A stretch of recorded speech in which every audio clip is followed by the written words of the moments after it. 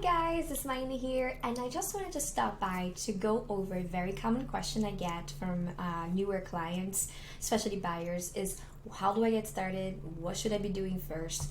And I created this little presentation just to go over a few things. So the very first step would be to better understand your finances. And what do I mean by that? So there's a few things in that. Is your credit score.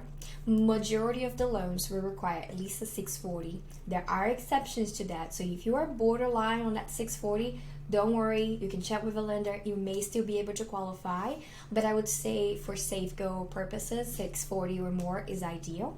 Also, you need to save some money, of course, for your closing costs and costs in general of purchasing a home. I would say for the overall closing costs, you're probably looking between 4 and 8% of the purchase price. So if you're talking about $100,000 home, that would be either $4,000 to $8,000 for closing costs. And that is for closing costs, not for the down payment. So different loans will require different down payments, right? And you can only know which loan you can qualify for after you speak to a lender. But let's say, for example, if you're military, you know for sure that you are going to be trying for a VA loan because it's 100% financing, it's military only benefit, so no down payment required for that one. So for that loan, you wouldn't have to worry about down payment. You would only have to save it for closing costs, so that 4 to 8% would be a healthy, range. If you are non-military, you may have other options to consider. For example, an FHA loan is the most common loan for first-time home buyers, and that requires a 3.5% down. So that means you'd have to save 3.5% plus 4 to 8% for closing costs. So the minimum you would probably be looking at would be 7.5% of purchase price. So for a $100,000 home would be $7,500 at minimum. Okay, so there are other different types of loans like USDA that can be 100% financing. There are some conventional loans as well. There are 100% financing, but you have to check with the lender to see if you can qualify for those different type of loans. There's even different ones yet that I'm not mentioning here. These are just the most common. But again, you need to talk to a lender.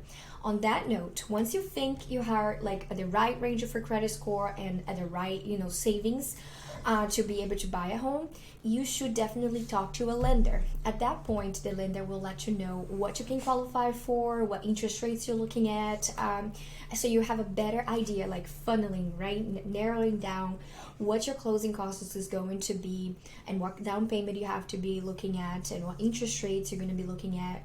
Then he's able to calculate an estimated monthly payment, so you really can know. Even if you qualify for $500,000, maybe you don't want monthly payments that are from $500,000, right? Maybe you want to be under $2,000, so you might be looking at $300,000 homes or something like that. So the lender will be able to assist you on narrowing that down.